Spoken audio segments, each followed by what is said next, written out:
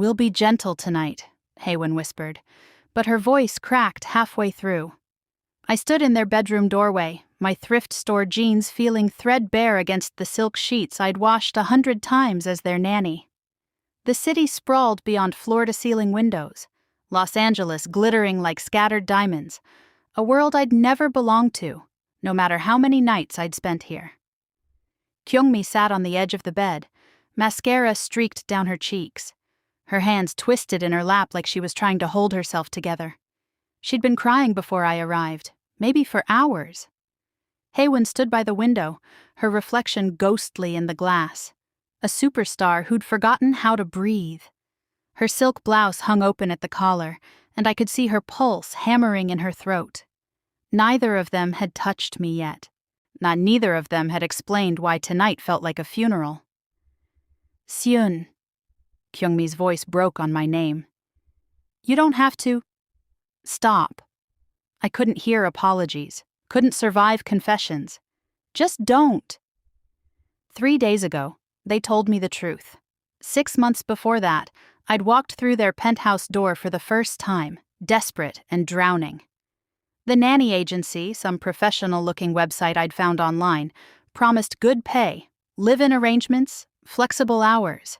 It seemed legitimate. I had no reason to doubt it. My bank account had $17, and my landlord had started leaving eviction notices that smelled like pity. Haywin answered the door that first day. Tall, composed, expensive in ways I couldn't name. Her eyes swept over my Goodwill coat and duct-taped backpack like she was calculating exactly how desperate I was. Very desperate.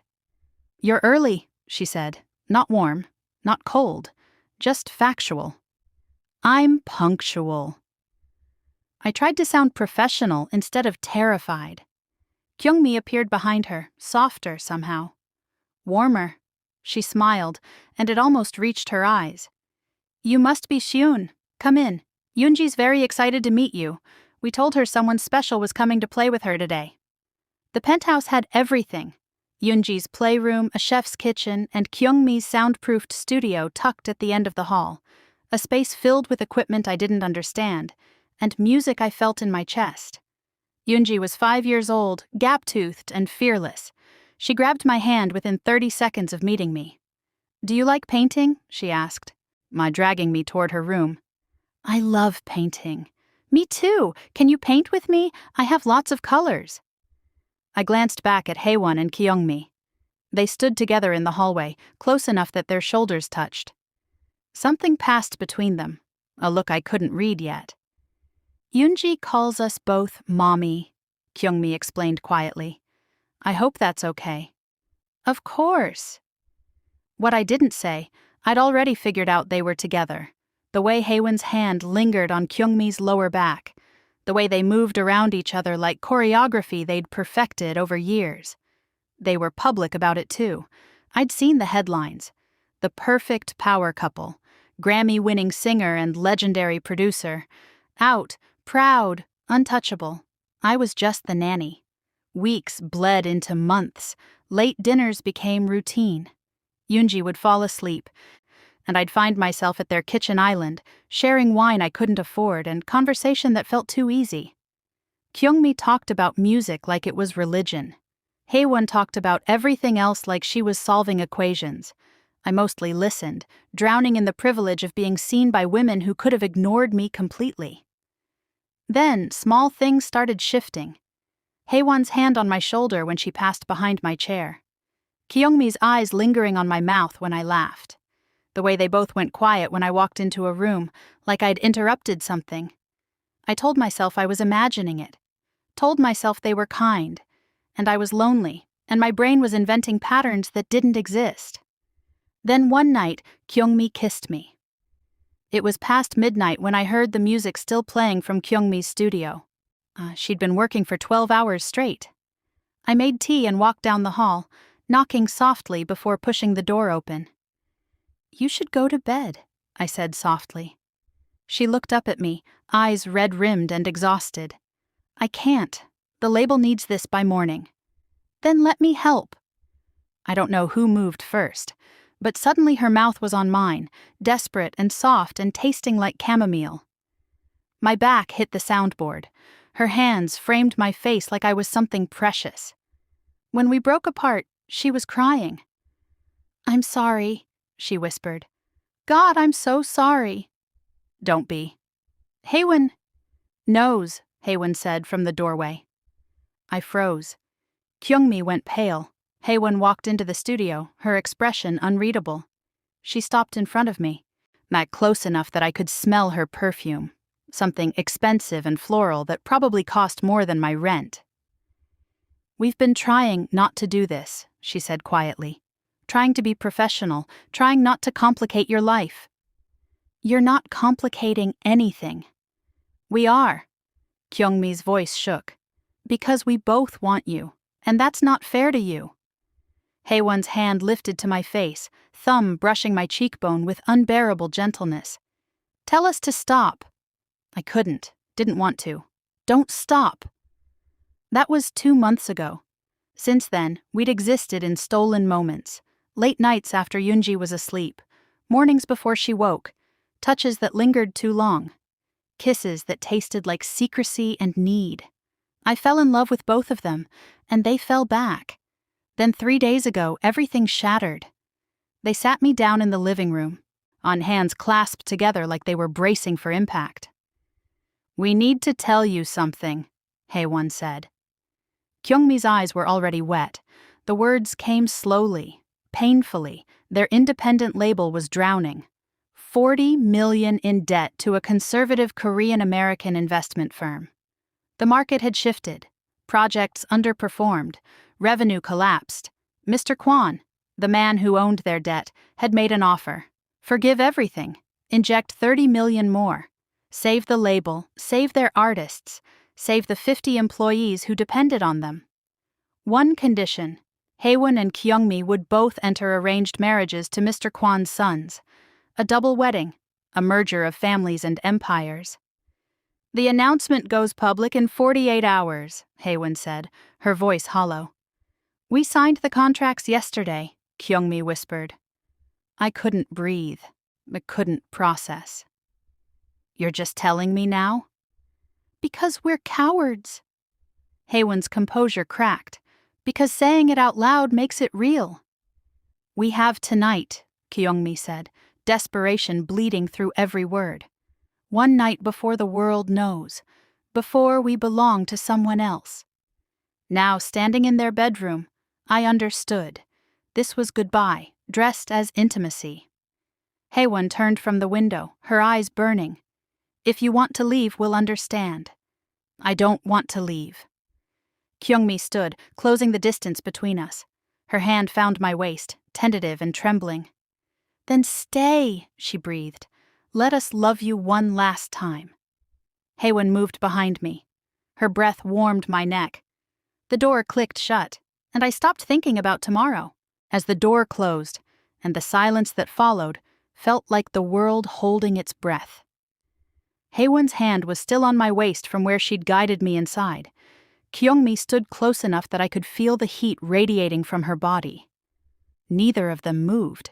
Neither of them spoke. I could hear all three of us breathing. "Seon." Haewon's voice was barely a whisper. Her fingers tightened against my hip like she was afraid I'd disappear if she let go. "Tell me to stop." I turned to face her. Her eyes were dark, pupils blown wide, and I saw everything she was trying to hide: fear, desperation, love so raw it hurt to look at. "Don't stop." She kissed me like she was drowning and I was air. Her mouth crashed against mine, all the careful controls she wore like armor shattering in an instant. I tasted wine and salt and something darker. Grief, maybe. Loss. Her hands cupped my face, thumbs brushing my cheekbones with a tenderness that didn't match the hunger in her kiss. Kyungmi's breath warmed the back of my neck. Her palms slid along my sides, gentle and exploring, tracing the curves of my body through the thin fabric of my shirt. When her lips found the sensitive spot where my neck met my shoulder, my knees nearly buckled. "We have you," Kyungmi murmured against my skin. We've got you. Haywon's fingers moved to the hem of my shirt, hesitating for just a heartbeat before she pulled it over my head. The cool air hit my skin, but I barely registered it. I was too focused on the way they were looking at me, like I was precious, like I was theirs.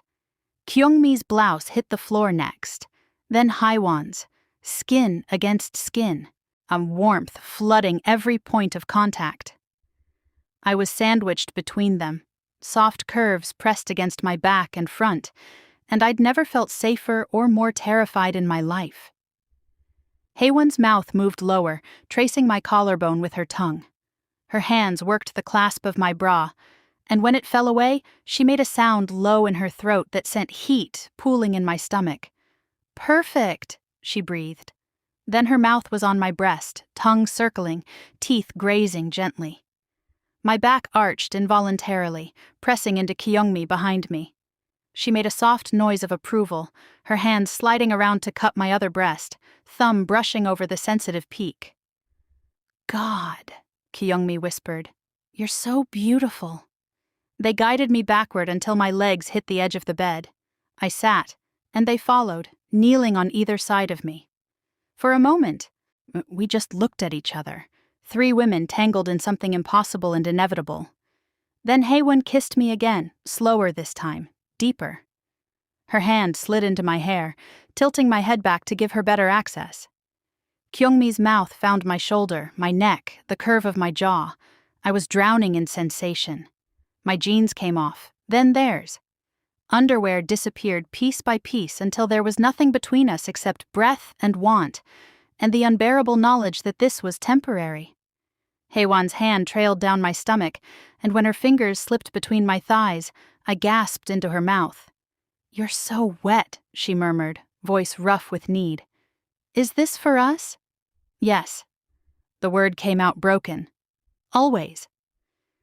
Kyungmi shifted behind me, her body pressed flush against my back. Her hands cupped my breasts, kneading gently while Haewon's fingers moved in slow, torturous circles. I was trapped between them, overwhelmed, completely at their mercy. "I love you," Kyungmi whispered against my ear. "I love you so much it's killing me." Haewon's eyes met mine, and I saw tears gathering at the corners. "We both do." "I know." My voice cracked. "I love you too. Both of you." Haewon's thumb found the exact right spot, and pleasure shot through me like lightning. My hips rolled involuntarily, chasing the sensation. Kyungmi's fingers replaced Haewon's on my breast, pinching lightly, and I moaned their names like a prayer. They laid me back on the bed, and for a moment I just stared up at them. Two of the most powerful women in the music industry looking at me like I was the only thing that mattered. Kyungmi kissed me while Haewon's mouth traveled lower. When her tongue replaced her fingers between my thighs, I cried out, hands fisting in the sheets. "That's it," Kyungmi murmured, her lips brushing mine between words. "Let us hear you." Haewon's tongue moved in devastating patterns, building me higher and higher.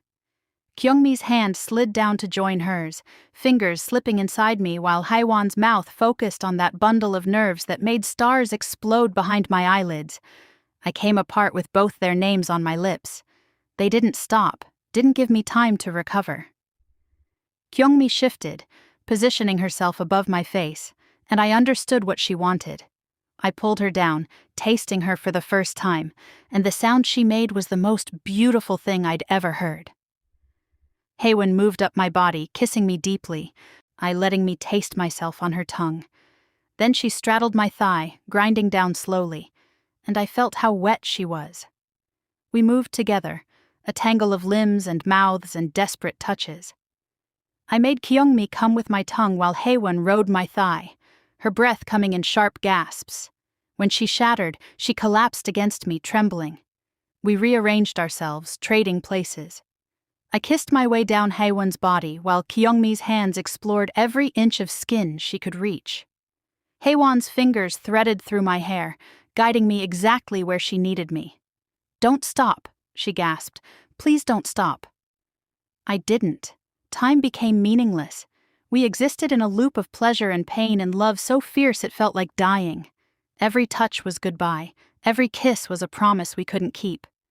Eventually, Mom, we ended up tangled together in the center of the bed, bodies intertwined so completely I couldn't tell where one of us ended and another began.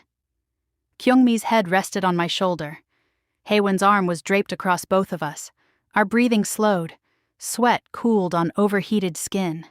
The silence was heavy with everything we weren't saying.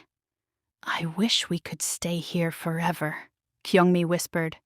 Her voice was thick with tears. Haewon's fingers traced patterns on my stomach. Me too. I wanted to say something comforting, something that would make this hurt less. But there was nothing. Kyungmi started crying first, soft, broken sobs that shook her whole body. I held her tighter, my own tears spilling over. Haewon's armor finally shattered completely. I felt her tears hot against my skin, silent and devastating. We clung to each other like drowning women, knowing the water was still rising. "I'm sorry," Haewon said after a long moment. "I'm so sorry we're doing this to you." "Don't." I kissed her forehead, then Kyungmi's. "You're not doing anything to me. We're in this together." "Few more hours," Kyungmi said bitterly. "Then the announcement goes live and—" Haewon's phone buzzed on the nightstand. We all froze. It buzzed again, insistent, demanding. "Ignore it," Kyungmi whispered. But Haewon was already reaching for it, her face draining of color as she looked at the screen. "It's an unknown number." "Don't answer," I said. She answered anyway. Put it on speaker. A male voice filled the room. Smooth, amused, cruel. "I hope you enjoyed your last night together. Check your email." The line went dead. Haewon's hands shook as she grabbed her laptop from the desk. Kyungmi sat up, pulling a sheet around herself. I couldn't move. Couldn't breathe. Haewon opened her email. Clicked on the most recent message. Her face went gray. "What is it?" Kyungmi's voice was barely audible. Haewon turned the screen toward us, and then we saw ourselves. The video was crystal clear. Every angle, every touch, every whispered confession. Us, naked and vulnerable and completely exposed, played back in high definition across Haewon's laptop screen. The timestamp in the corner showed tonight. But as Haewon scrolled through the attached files, more footage appeared. Last week, 2 weeks ago, a month back, someone had been watching us for a very long time. "Oh God!" Kyungmi's hand flew to her mouth. "Oh God! Oh God!" I couldn't speak, couldn't move. Just stared at proof of our most intimate moments, reduced to surveillance footage. Haewon's face had gone completely blank, the CEO mask sliding back into place, shutting down everything human behind her eyes. Her fingers moved across the keyboard with mechanical precision, checking sender details, attachment metadata, anything that might tell us who did this. "The email came from an encrypted server," she said flatly, "routed through multiple proxies, professional." Kyungmi scrambled off the bed, sheet wrapped around her body, and started tearing through the bedroom. She yanked open drawers, checked behind picture frames, ran her hands along the molding near the ceiling. "Where is it?" Her voice climbed higher with each word. "Where's the camera? How did they—" She froze near the nightstand. Slowly she reached for the sleek white device I'd always assumed was an air purifier. "Here." Her voice went dead. "It's here." She turned it around. On the back, barely visible, was a tiny lens no bigger than a pinhole. The room tilted. "That's been there since before I started working here," I whispered. "I've dusted that thing 100 times. I never—" "The inspection." Haewon stood abruptly. "The safety consultant the agency sent before you started, they said it was required for insurance purposes." "What inspection?" My voice came out hollow. "Premier Domestic Services." Haewon was already typing again. "The agency we hired to find us a nanny. They required a home safety inspection a week before your first day." Her face went even paler. "That's when they planted it." Kyungmi made a sound like she'd been punched. Haywon pulled up a cached version of the agency website. Professional design, glowing testimonials, verified certifications. The domain was registered 8 months ago, she said quietly. 3 weeks before we contacted them. The business license is fake. The address they listed doesn't exist. Every single review was posted by accounts created the same day. She looked up at us. It was all fabricated. The entire agency was a setup. My blood turned to ice. That's not possible, I said. They interviewed me. They did background checks. They seemed so professional. That's how they got us, too. Kyungmi's voice shook. We thought we were hiring through a legitimate service. We paid them $5,000 as a placement fee. They sent us 3 candidates, Haewon continued, her voice mechanical. You and 2 others. We interviewed all of you. We thought we were making our own choice. Her eyes locked onto mine. But they controlled the entire pool. They made sure no matter who we picked, it would be someone they could use. I didn't know. The words tore out of me. I swear. And I had no idea. But you sent them reports. Haewon's voice was ice. The agency asked you to, didn't they? Said it was standard practice? Yes. Tears burned my eyes. They gave me a tablet. Said I needed to send weekly updates about Yoonji's well-being, household schedules, any visitors. They told me it was normal. That all professional nannies did it. Show me. I grabbed my bag with shaking hands, pulled out the tablet they'd given me on my first day. Haewon took it, connected it to her laptop, and started running diagnostics. Her face went gray. Spyware, she said. Every photo you took, every message you sent, every website you visited, it all uploaded automatically to an external server. She scrolled through the code. You wouldn't have known. It's designed to be invisible. Haewon's laptop chimed. Another email. She opened it. And what little color remained in her face drained away. What? Kyungmi moved to look over her shoulder. Then she made a choking sound. I saw it too. Attachments, dozens of them, screenshots of my reports, every weekly update I'd sent to the agency over 6 months. Subject, weekly report. September 12th. Yoonji had a playdate with the daughter of a music executive today. Haewon and Kyungmi both seemed stressed when they got home. I overheard them arguing about the Singapore distribution deal falling through. Subject, photo update. October 3rd, this week's photos of Yoonji painting.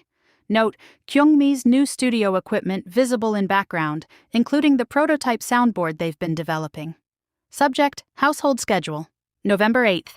Both will be at the Billboard Music Awards Thursday night. Haewon mentioned meeting with potential investors from Seoul. Kyungmi seemed worried about the quarterly numbers. On and on. 6 months of intelligence I'd handed over without knowing what I was really doing. I thought it was for household records, I whispered. They said you'd requested detailed documentation for Yoonji's development and security purposes. We never requested anything like that. Kyungmi's voice broke.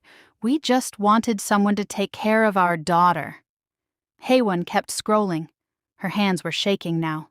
They have everything, she said quietly. Meeting schedules, business conversations you overheard, financial documents visible in photos, 6 months of corporate espionage delivered right to them. I'm so sorry. I was crying now, couldn't stop. I didn't mean to. I didn't know. Whether you meant to or not doesn't change what happened. Haewon's voice was hollow. You gave them everything they needed to destroy us. The laptop chimed again. Haewon opened the new email and put it on speaker without a word. A male voice filled the room, smooth, satisfied, cruel. Good evening, ladies. I trust you've reviewed our materials. Who is this? Haewon demanded. Let's just say we're very interested in your music label. You've built something impressive. We'd like to own it. We're not selling. Oh, I think you will. He paused. You have until noon tomorrow to sign ownership transfer documents. Every artist under contract, every piece of intellectual property, every asset your label owns. All of it becomes ours. Or what? Kyungmi's voice shook. Or everyone sees what we have, your investors. Your business partners, Mr. Kwan and his very traditional family." The voice turned darker. "We'll make sure every tabloid, every gossip site, every conservative investor group knows exactly what kind of women you really are. The footage is quite detailed." My chest constricted. "You can't," I started. "Oh, and soon." The voice turned toward me even though he couldn't see us. "Thank you. Every report, every photo, every piece of intelligence you handed over, you made this so much easier. You were the perfect little spy." "I didn't know." The line went dead. Silence crashed over us like a wave. Haywin closed the laptop slowly. When she looked at me, there was nothing behind her eyes. No love, no trust, just empty calculation. "Get out. Haywin, please, get out of my house." Her voice didn't rise, didn't break. Just cut clean through everything we'd been. "You have 1 hour to pack your things and leave." "Let her explain," Kyungmi whispered, tears streaming down her face. "Maybe she really didn't. She gave them 6 months of intelligence, Kyungmi. Whether she knew or not, she helped them build the weapon they're using to destroy us." I looked at Kyungmi desperately. "You believe me, don't you? You know I would never—" "I want to believe you." Her voice cracked. "But I don't know what's real anymore. I don't know if anything you said or did was true or if it was all just part of—" She couldn't finish. "What about Yoonji?" The question tore out of me. "I can't just abandon her." "You're fired." Haywin's voice was final. "Effective immediately. Don't go near my daughter." I stood there wrapped in their sheets, drowning in the scent of what we'd just shared, watching everything I loved turn to ash. "If you ever cared about us at all," Haywon said quietly, "you'll disappear." I walked to the door on legs that didn't feel real, turned back one last time. Kyungmi was sobbing into her hands. Haewon stood like a statue, her face carved from ice, and I knew I'd just lost everything that mattered. I should have kept walking. My bag sat heavy on my shoulder, hand on the doorknob, freedom just a twist away. But through the walls, I heard Kyungmi sobbing, raw, broken sounds that made my chest hurt. Heard Haewon's voice crack as she tried to hold them both together. I'd done this to them. Unknowingly, stupidly, but I'd still handed their enemies every weapon needed to destroy them. I couldn't just walk away. I dropped my bag and walked back into the living room. They looked up when I appeared in the doorway. Haewon's face went hard immediately. "I told you to leave."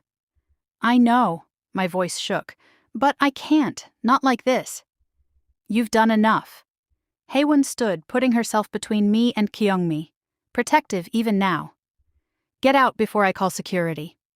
"The tablet." I pulled it from my pocket. "Let me help you trace where it connects.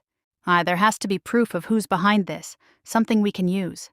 "We don't need your help." "Yes, you do." I met her eyes. "You're out of time and options. I know I betrayed you. I know you hate me. But let me try to fix what I broke." Kyungmi looked up, face ravaged. "Haewon." "No. We have 5 hours until the press conference." Kyungmi's voice was hollow. "What do we have to lose?" Haewon's jaw tightened. For a long moment she just stared at me, weighing trust against desperation. Finally she grabbed the tablet from my hand. "Sit down, don't talk unless I ask you a question." I sat. Haewon opened her laptop and connected the tablet, fingers flying across the keyboard. Kyungmi moved to sit beside her and I watched them work in tense silence. "The reporting app is custom-built," Haewon said after a few minutes. Not available in any app store. Someone coded it specifically for this operation." She pulled up developer information buried in the app's metadata. "There." Kyungmi pointed at the screen. "That's a corporate registration number." Haewon copied it, started running searches. Public business filings appeared, layers of shell companies, each one hiding behind another. I wanted to help but didn't dare speak. Just watched them peel back the deception one layer at a time. "Here." Haewon's voice went cold. "The parent company. Meridian Holdings, LLC." She searched that name. More corporate documents appeared. Then a familiar logo made my stomach drop. Apex Entertainment. Kyungmi breathed the words like a curse. Our biggest competitor, Haewon said flatly. They've been trying to destroy us for years, poaching our artists, undercutting our deals, spreading rumors. She looked at me. And now we know they've been doing this too. But we still can't prove they sent the videos, Kyungmi said. The emails are encrypted. The cameras were anonymous. Even if we know it's Apex, we can't prove it publicly. Haewon sat back, exhaustion written across her face. It doesn't matter anyway. Exposing them means going public, which means the video leaks during the legal fight. We're still destroyed. My phone buzzed, then Haewon's, then Kyungmi's. All at the same time. Haewon grabbed hers first. Her face went gray.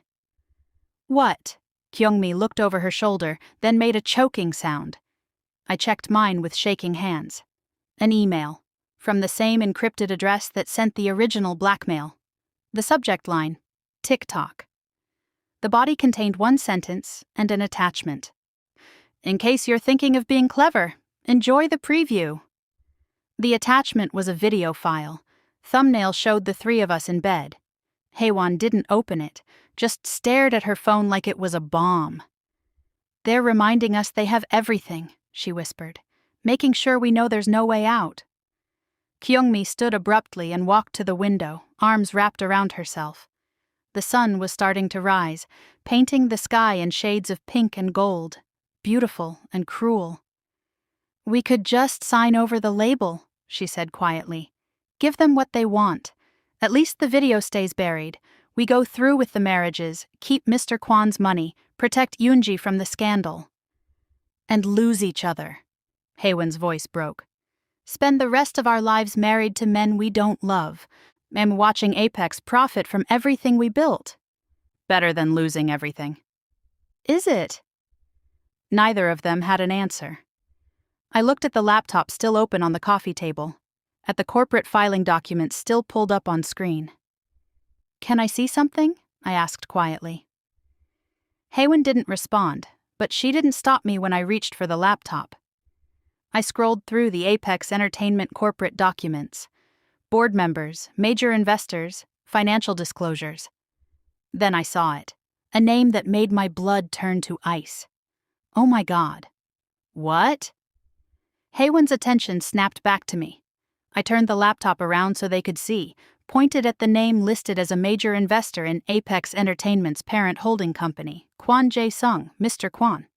The man forcing them into arranged marriages was financially tied to the company blackmailing them. Kyungmi grabbed the laptop, hands shaking.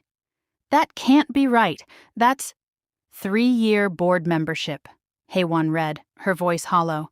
Significant financial stake in the parent corporation. Multiple business ventures together. She looked up at us, and I saw the moment the full horror hit her. They're working together, she whispered. Mr. Kwon and Apex. This isn't two separate attacks, it's coordinated. The debt crisis. Kyungmi's voice climbed. Kwon orchestrated our financial problems, made sure we'd be desperate enough to accept his terms. While Apex gathered blackmail material through the spy operation. Haewon stood, started pacing. They set the trap from both sides. Debt on one end, scandal on the other. No matter which way we turn, one of them catches us. The marriage ultimatum and the video threat aren't competing pressures. I felt sick.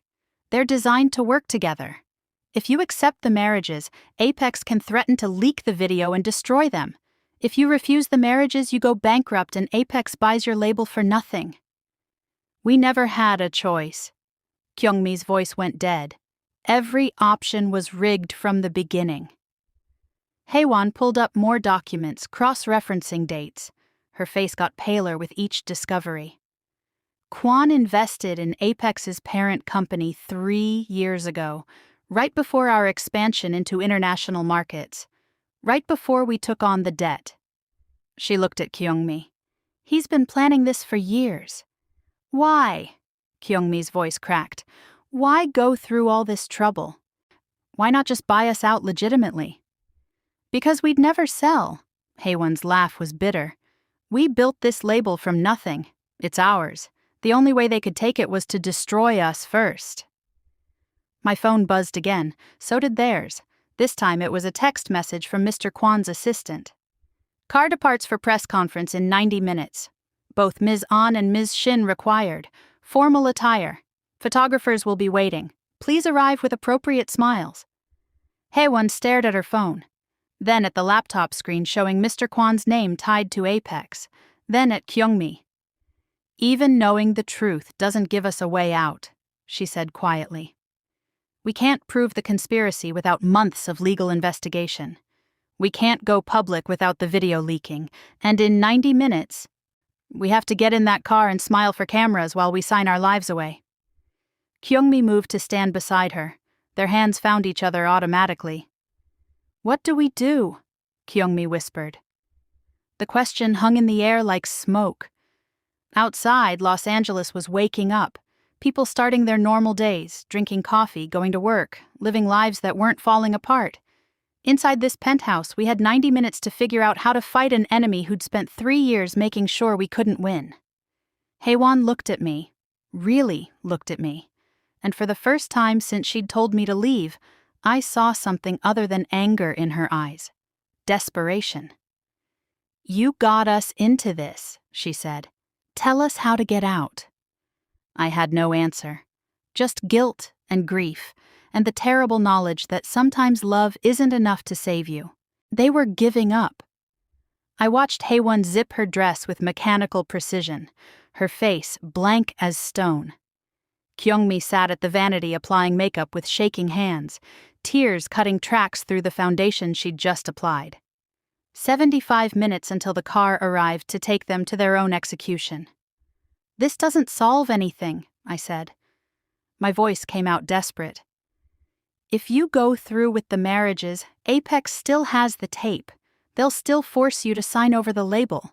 You lose everything either way. We know. Haewon's voice was hollow. But at least this way we tried. That's not trying, that's surrendering. Kyungmi's hands stilled. What else is there, Seun? We've analyzed every option. Every path leads to the same place. We're destroyed no matter what we choose. I couldn't accept that. Refused to. Then while they prepared to sacrifice everything, I grabbed my phone and started searching through anything I could find. Old emails, text messages, files on the tablet, anything that might give us a weapon. Stop! Haewon's voice cut through the silence. It's over. Let it go. I ignored her. My email app was open, and on impulse I checked my spam folder. Dozens of junk messages I'd never bothered deleting. Ads for things I'd never buy, phishing scams, random forwards. Then I saw it. Subject: FWD, Phase 2. Implementation status sent 4 months ago from an address I didn't recognize. I'd never opened it, never even noticed it buried among the garbage. My hands shook as I clicked. The email loaded. It was short, professional, and it made my blood turn to ice. And from Apex Operations 2, Premier Domestic Services, RE, Phase 2, Implementation Status Video Surveillance Installation complete. Subject unaware. Do not inform Investor K about recording devices. He approved intelligence gathering only. Recording operation is Apex Directive exclusively. Timeline proceeds as planned. I read it 3 times to make sure I understood. Then I stood and walked to where Haewon and Kyungmi sat. Look at this. Haewon barely glanced up. Seun, look at it. I shoved my phone in her face. She took it. Read. Her expression didn't change for a long moment. Then her eyes widened.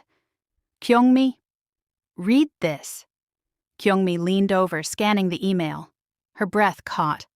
Investor K, she whispered. That's Kwan. He approved intelligence gathering, Haewon said slowly, her mind visibly racing. The reports Seun sent. He knew about those. But the recording devices, the cameras, he doesn't know about them, I finished. Apex kept the surveillance secret from him. The room went absolutely silent. Haewon stood abruptly, grabbed her laptop, started pulling up files. If Kwan doesn't know about the tape, that means he doesn't know Apex is planning to blackmail us. Kyungmi's voice climbed with desperate hope. He thinks this is a clean business deal. Marriages, investment, everyone wins. But Apex doesn't want to share the label with him. Haewon's fingers flew across the keyboard, pulling up corporate documents. Kwan's plan is to invest through the marriages, gain partial ownership, but if Apex forces us to sign the company directly over to them, Kwan's investment becomes worthless. I saw it clearly now. They're cutting him out of the deal he set up. Haewon pulled up the evidence from earlier. Mr. Kwan's name on Apex's board, the financial ties, but also the timeline. Apex's internal communications about taking the label, mentions of keeping operations separate from investor oversight.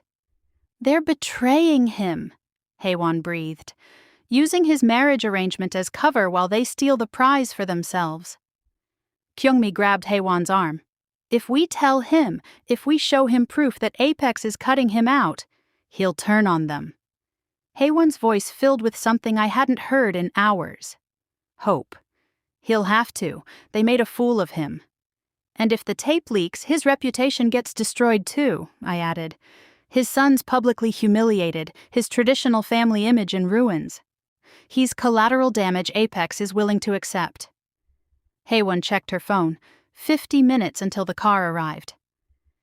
This is a huge gamble, she said quietly. If we contact Kwan and he doesn't believe us, or if Apex finds out we tried to turn him, we're already dead. Kyungmi's voice was steady now. Every other option ends the same way. At least this gives us a chance. Haewon looked at me, really looked at me. You found this, in your spam folder, 4 months ago, and you never saw it. I never opened emails from addresses I didn't recognize. My throat tightened. I thought it was junk. It's not junk, Haewon stood. It's a weapon. She picked up her phone, scrolled through contacts, found Mr. Kwan's personal number. Kyungmi grabbed her hand. Are you sure? No.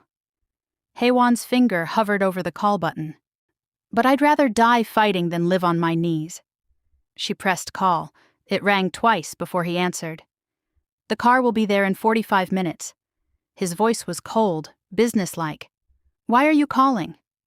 Haewon put it on speaker. Because Apex Entertainment is betraying you, and you need to know before that press conference. Silence, long enough that I thought he'd hung up. Then, explain. You arranged these marriages to gain a stake in our label through your investment, Haewon said, voice steady despite her shaking hands. But Apex doesn't want you to have it. They've been running an illegal surveillance operation behind your back. They're planning to force us to sign the label directly to them. Your deal becomes worthless. That's a serious accusation. I have proof. Haewon sent him the email, the corporate documents. Yes, everything we'd found. Check what I just sent you. We waited, heard nothing but silence and the faint sound of him reading. 30 seconds passed. A minute. They kept this from me. His voice when he spoke again was pure ice. Surveillance operations, blackmail leverage, none of this was part of our arrangement. Because they're cutting you out, Haewon said, using your marriage plan as a distraction while they take everything for themselves. What kind of leverage? Haewon closed her eyes.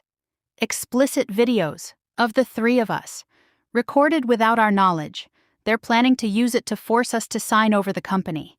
And if they leak it to destroy the marriages afterward, your family's reputation is collateral damage.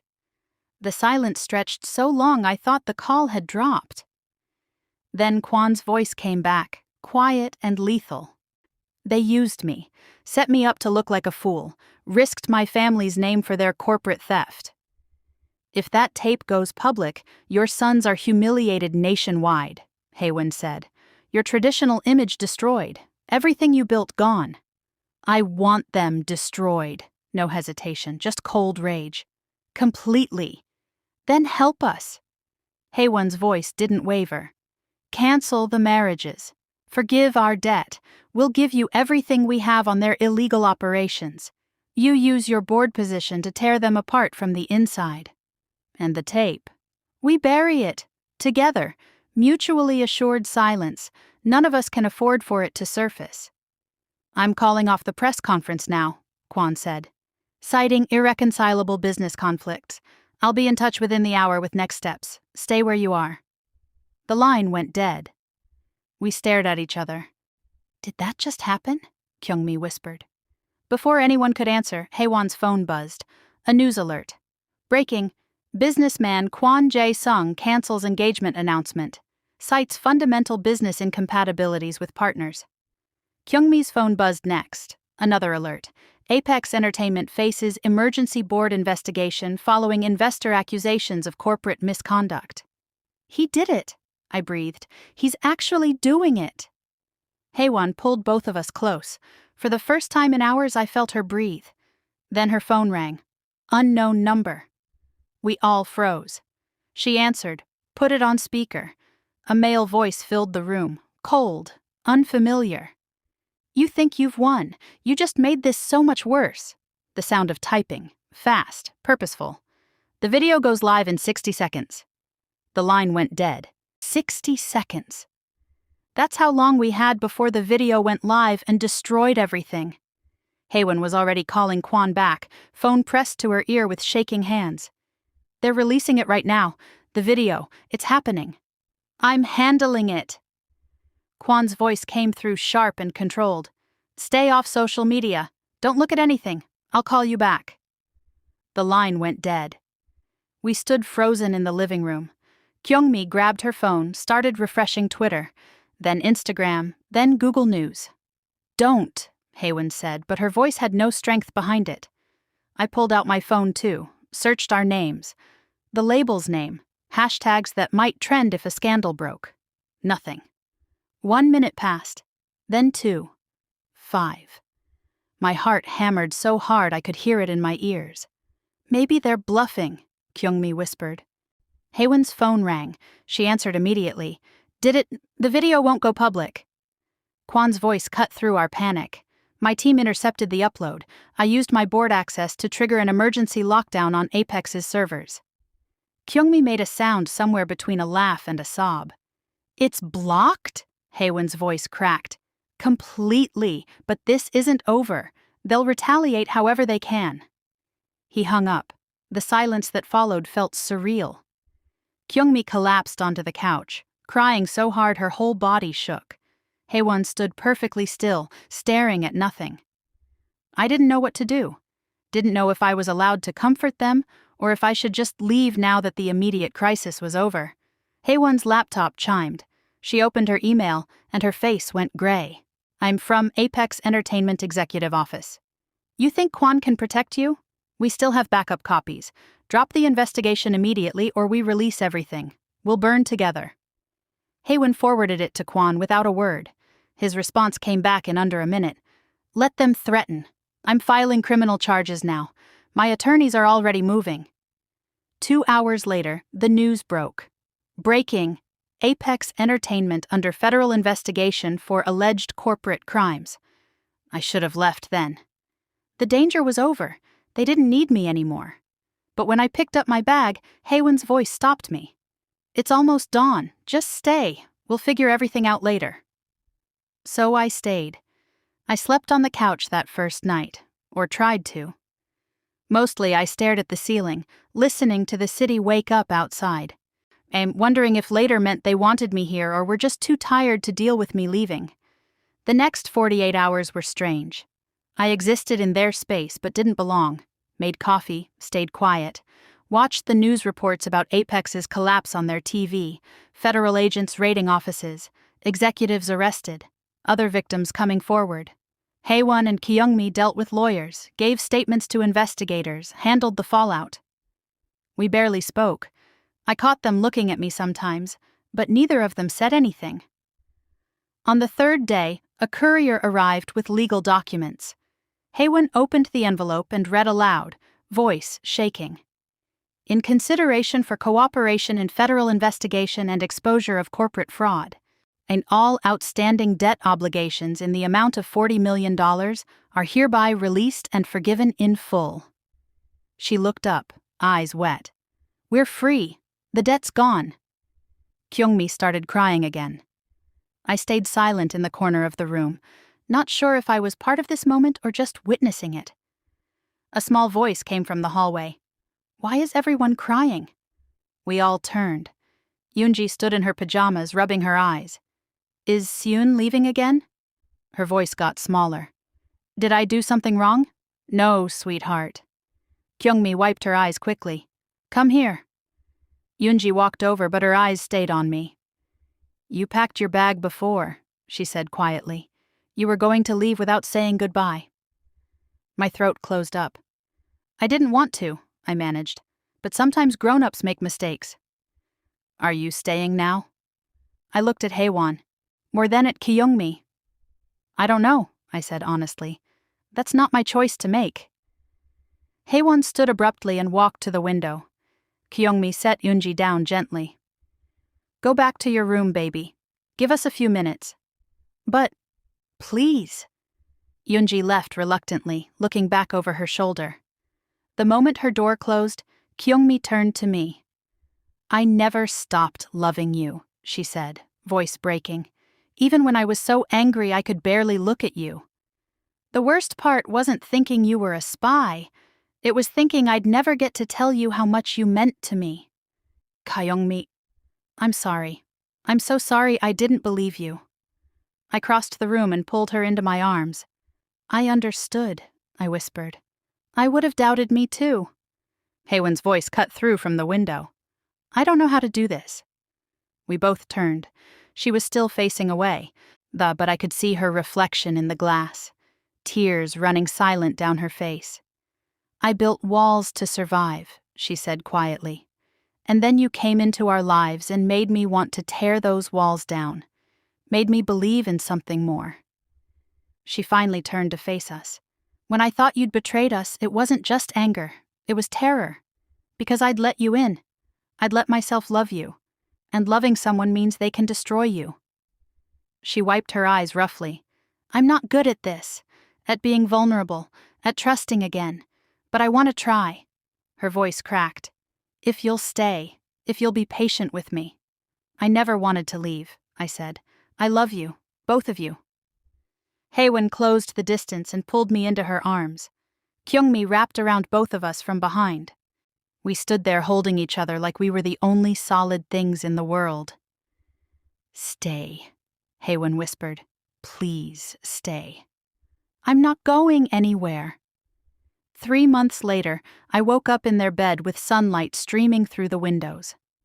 Kyungmi was scrolling through her phone. Haewon's arm draped across my waist. The label was thriving, debt-free, new artists signing every week. We'd gone public about our relationship 2 months ago, posted a simple photo. Our family. The reactions were mixed. We stopped caring pretty quickly. Therapy helped. Time helped. Small moments of trust rebuilt brick by brick. My phone buzzed. Email, unknown sender. Subject, unfinished business. My stomach dropped. What's wrong? Haewon was awake immediately. I opened it with shaking hands. All backup copies of surveillance material destroyed. Every server wiped clean, federal evidence secured and sealed. You're safe now. This is over. KJ, I showed them. Haewon read it twice. It's really over, she said. It's over, Kyungmi agreed. That evening, we had dinner at home, the 4 of us. Yoonji told a long, rambling story about her friend's pet hamster. Haewon listened like it was the most important thing in the world. Kyungmi kept stealing bites off my plate when she thought I wasn't looking. Completely ordinary. Completely mundane. Under the table, Kyungmi's hand found mine. Haewon's fingers laced through both of ours. Simple touch. But it meant everything. For the first time in months, when I thought about tomorrow, I wasn't afraid. The end. If this story made you feel something, if you held your breath during the blackmail, if you cried when they almost lost each other, if you believed love could survive betrayal, then please hit that like button. It tells me these stories matter to you. Drop a comment below. Would you have stayed? Would you have fought for love even when trust was shattered? I read every single one.